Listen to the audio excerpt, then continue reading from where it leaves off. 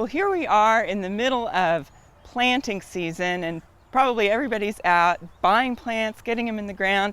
And I just wanted to talk about one of the plants that I think is underused. It's actually a group of plants, vining plants. And they really are very hardy. In fact, you might have heard horror stories of kudzu, the wisteria that ate the back porch, but that actually works in our favor if we do a little pre-planning. Vines do very well at adding height to the garden. Like here, out in the middle, if you notice around, there are a lot of low shrubs, low growing plants. Then we can put a structure here and this is a clematis that has been trained onto this, and in the middle of the summer this will be nice and some height to the garden. They can also be used as screens. They can cover things that we don't want to see.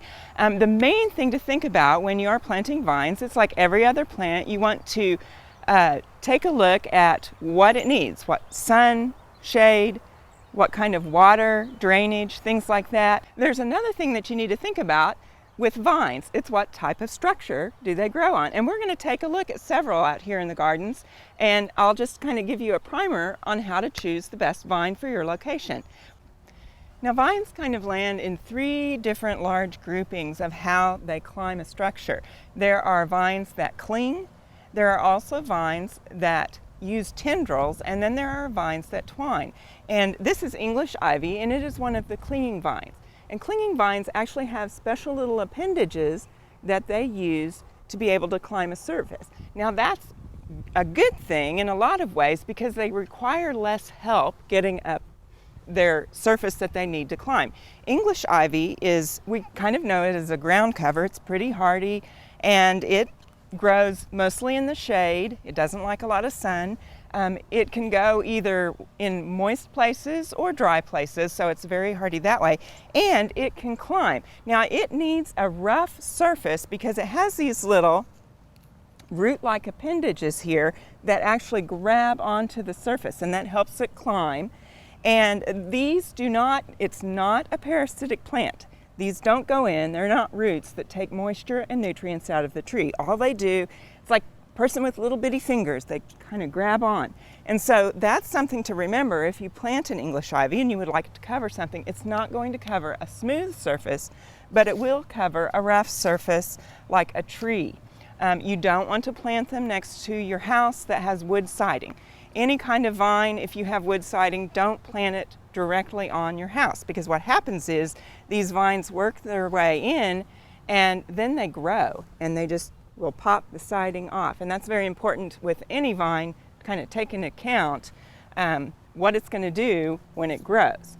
We're going to take a look at another type of clinging vine.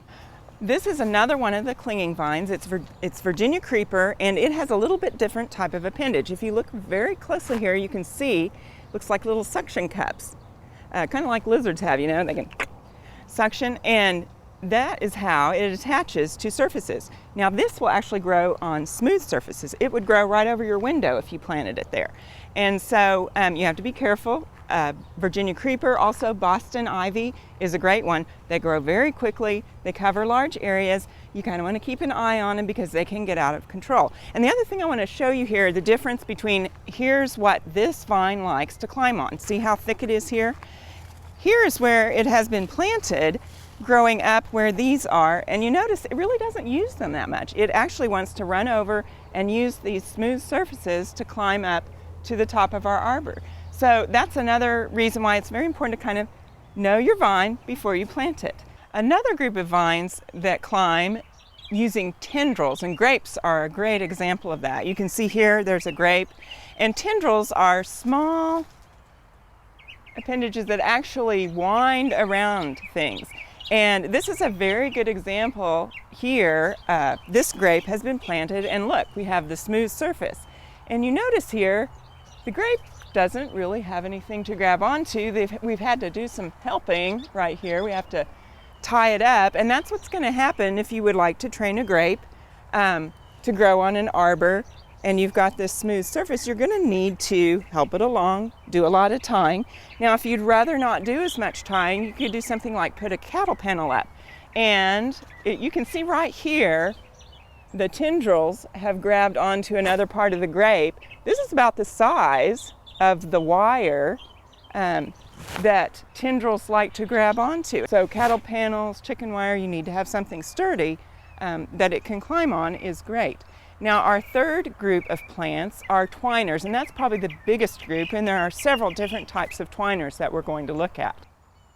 Now climbing roses would be classed in the twiners group of vines. They're a little different in that they're kind of twiny, kind of just whatever they can grab onto with their thorns. And you can see here, climbing rose, actually you will need to do quite a bit of training if you want it to get to the top where you can have it cover, and also just so that it doesn't blow out when we have a really big windstorm.